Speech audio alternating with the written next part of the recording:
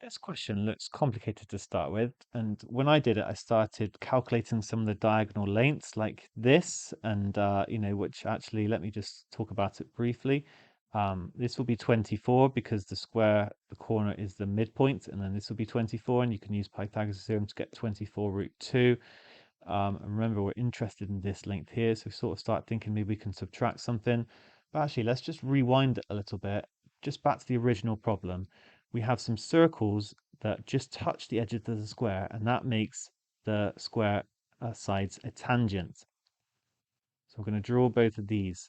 Now, both of these are R, and this is 90 degrees, and this will also be 90 degrees, and this will be like this because it's a square, and these two because it's a tangent. So therefore, that is also a right angle. That will make this here 90 degrees too, and this as well. We have, as I said before, that this is equal to 24, as well as this. So we just need to think carefully now about what's going on. Because of the symmetry of the problem, it must be that this triangle here is congruent to this one, which means that will be 45 degrees. And actually that makes that 45 degrees. Again, you could argue through symmetry, and therefore this length is the same as this length here. But remember, that one's the radius, and that one here is just going to be half of 24. It's going to be 12.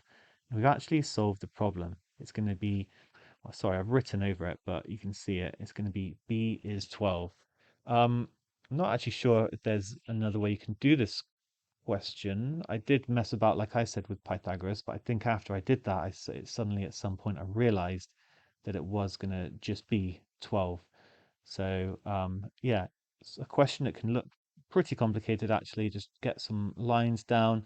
You think about the angles, show that R here is the same as R here, and from that we just get the answer really simply.